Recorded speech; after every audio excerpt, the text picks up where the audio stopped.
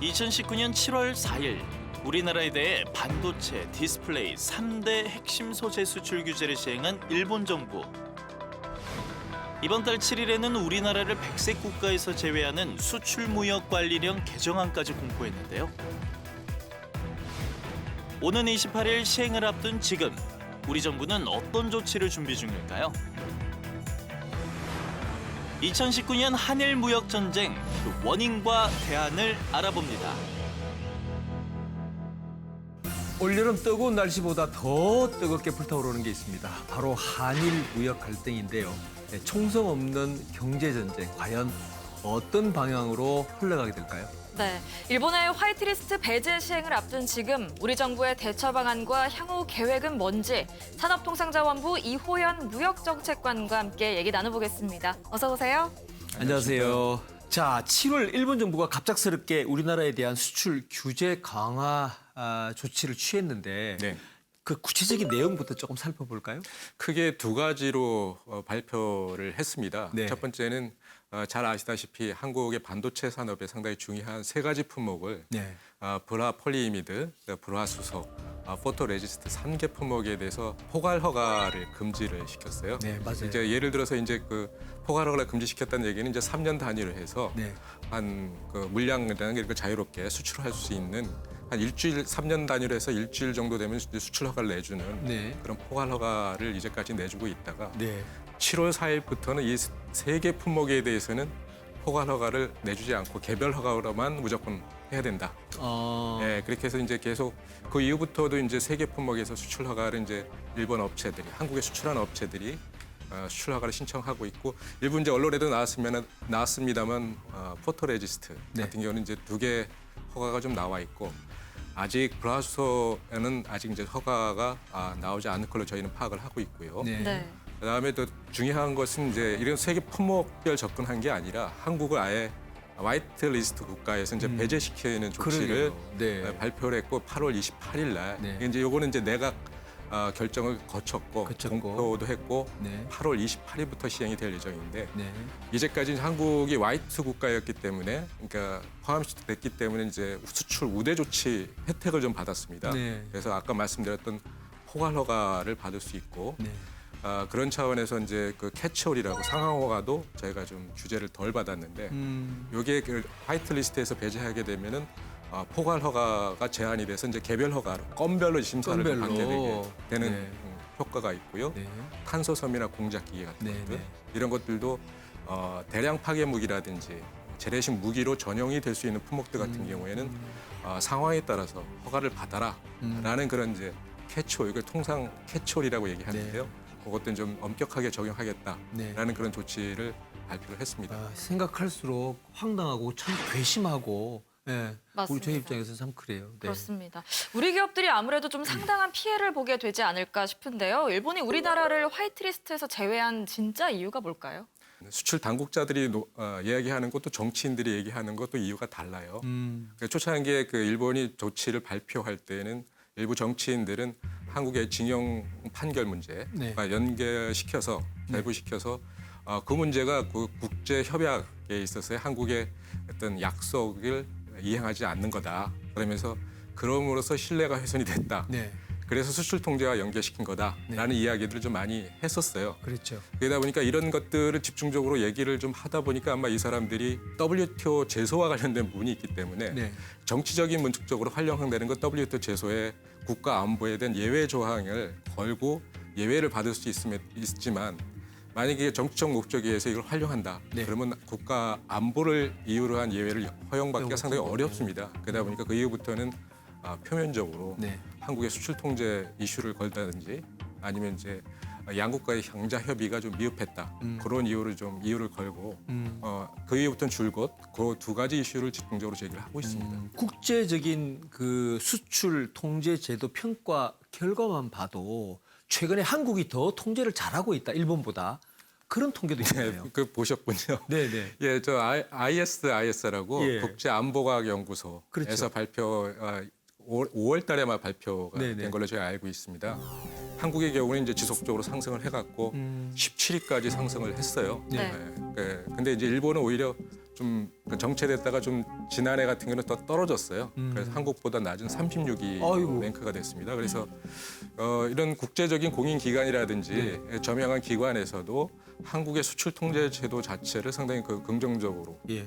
평가하고 있는 거 아니냐. 저희는 그럼에도 불구하고 일본의 조치는 더더욱 납득할 수 없다. 이렇게 정말 생각을 하고 납득할 수 있습니다. 없는 일입니다. 네. 네.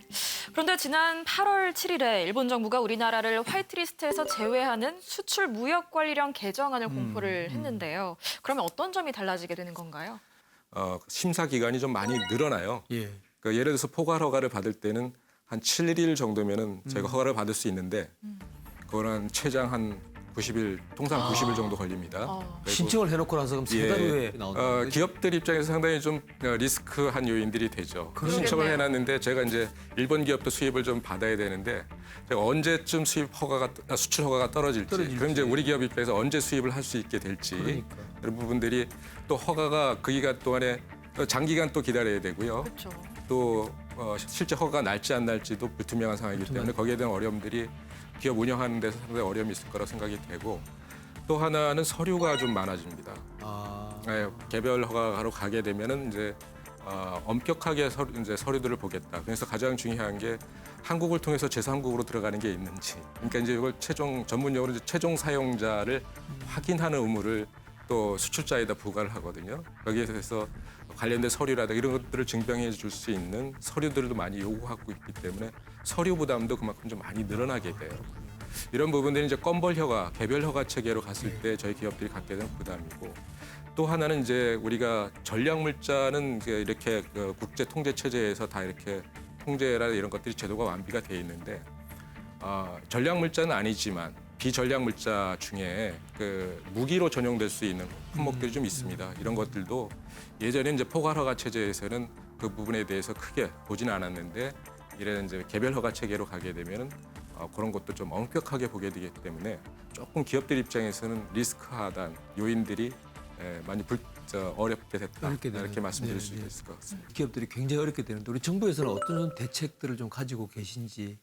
사실 일본 정부가 7월 1일 발표할 때부터 이런 조치를 하겠다라고 이제 공표를 했기 때문에 네. 저희는 그때부터 가장 중요한 건 기업들이 미리 알고 대비를 할 수 있게 알려드리는 게 정확한 정보를 알려드리는 게 중요하다고 먼저 생각을 해서 저희가 7월 1일부터는 한 20개 업종을 대상으로 해서 설명회를 좀 개최를 했습니다. 특히 이제 일본으로부터 수입을 많이 하는 기업들, 업종들도 반도체라든지 공작기계라든지 탄소섬유라든지 이런 일본으로부터 의존도가 높은 업종 중심으로 해서 저희가 설명회를 열심히 좀 했고요. 네. 두 번째는 이제 수입선 좀 다변화를 할 수 있도록 여러 가지 저희 대책들을 준비를 하고 있는데 그러니까 이제 저희 코트라라든지 이런 유관기관들을 최대한 활용해서 우리 기업들이 일본 이외에 다른 나라에서 수입할 수 있는 것들이 좀 있는지 그런 것들을 적극 홍보해서 좀 알려주고 연결시켜주는 역할들을 하고 있고 네. 또 하나는 저희가 국산화를 할 수 있는 품목들이 있는지 이런 것도 이제 저희가 다 조사를 했습니다. 그것도 참 중요하죠. 네. 예, 그래서 일부 품목들은 저희가 국산화가 가능한 품목들을 그러니까 업계하고 같이 기업들하고 이제 연구 조사를 해서 파악을 하게 됐고 그런 것들 국산화를 할 수 있도록 제가 테스트라든지 시험이라든지 이게 양산 단계 하려면 테스트도 해야 되는데 이런 것도 할 수 있도록 저희가 지원을 하고 있고요. 차제에 이번에 저희가 일본의 의존도가 높은 품목들은 소재 부품 경쟁력 강화 대책을 이번에 지난번에 발표를 했었고요. 맞습니다. 네. 네. 일본 정부의 그 입장에 맞서서 우리 정부도 일본을 수출 우대국에서 제외하기로 했잖아요. 그러면 네. 어떻게 또 달라지게 되는 건가요? 일본은 사실 정치적 목적에서 수출 통제 체제를 사용을 했다고 저희들은 생각을 하고 있습니다. 그렇죠. 예, 맞습니다. 예를 들어서 이제 수출 통제 체제의 기본 원칙은 국제 안보와 지역 안정. 이게 가장 기본적인 원칙입니다. 근데 그런 원칙 하에서 WTO 예외도 인정되고 국가별 재량성이 인정이 되는 겁니다. 그럼에도 불구하고 정치적 목적으로 이거 국제 수출 통제 체제를 원칙에 어긋나서 국내법을 바꾼다라는 것들은 저희는 납득하기 상당히 어렵다. 네. 그런 차원에서 이제 저희는 일본이 이번에 했던 화이트 리스트 배제 조치와 저희가 이번에 했던 조치와는 좀 다르다. 저희는 이제 가장 중요한 거는 국제 수출 통제 체제가 원활하게 작동하려면은 국제 안보, 지역 안정을 위해서인데 그러려면은 서로 국가 간의 공조가 상당히 필요합니다. 네. 국가 간의 공조가 될 수 있는 나라는 저희가 우대 조치를 해줄 수 있지만 그렇지. 공조가 어려운 나라는 우대 조치를 해줄 수가 어렵습니다. 네, 그런 그럼요. 차원에서 저희가 했던 거는 일본과는 국제 공조하기가 좀 어려운 상황이 됐다. 그렇게 해서 저희도 저기는 가 지역입니다만 가 지역에서 빼서 가의 이 지역을 새로 만들어서 일본을 좀 절차를 좀 심사를 좀 강화하는 그런 체제로 저희가 조치를 발표했습니다.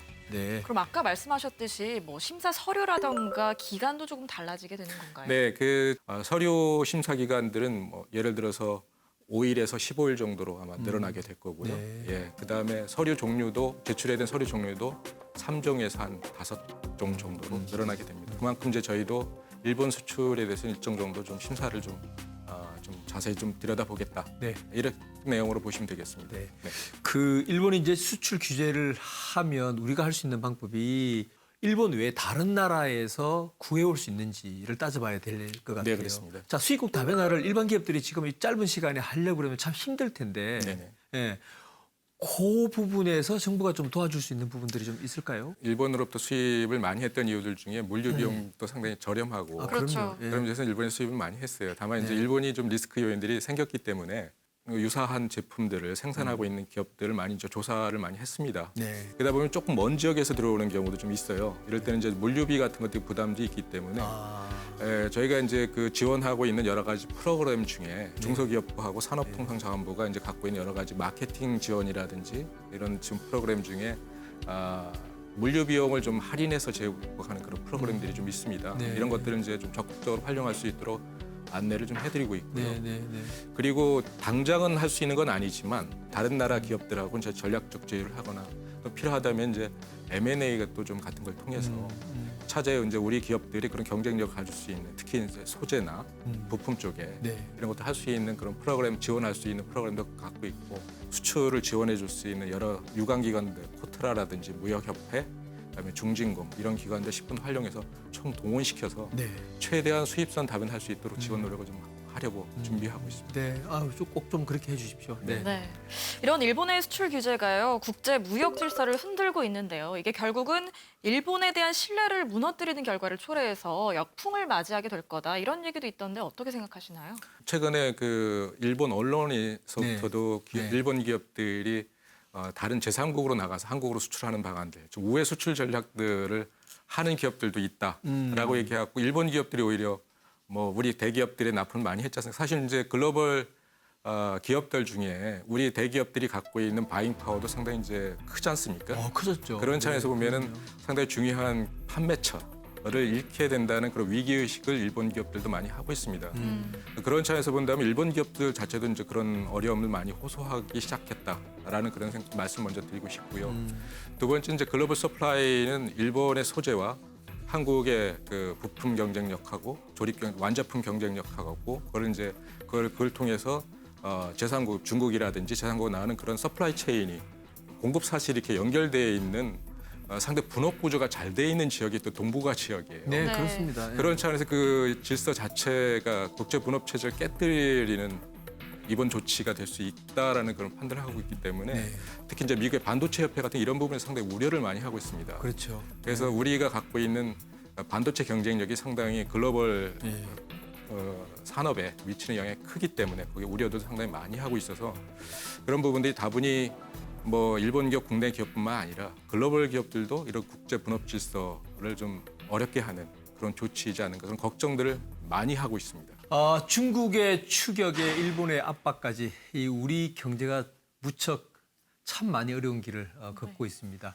모쪼록 우리 정부가 마련한 방안들이 잘 시행돼서 하루빨리 난관을 극복했으면 좋겠습니다. 네, 오늘 좋은 말씀 감사합니다. 감사합니다.